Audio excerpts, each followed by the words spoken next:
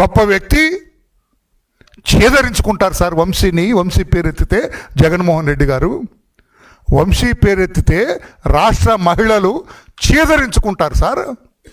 ఒక దళితుడిని కొట్టి కిడ్నాప్ చేసి దళితుల్ని ఇంట్లో పెట్టుకొని విరగొట్టిన వంశీని సపోర్ట్ చేస్తావా? దెబ్బలు తిన్న దళితుడిని సపోర్ట్ చేస్తావా మిస్టర్ జగన్? జగన్ ఈ వంశీ ఎందుకు అరెస్ట్ అయ్యాడు? ఎందుకు వంశీని జైల్లో చూస్తే నీకు జాలి కలిగింది? ఒక దళితుడిని కిడ్నాప్ చేసి ఆల్ ది వే హైదరాబాద్ వాడి ఫ్లాట్కి తీసుకెళ్ళి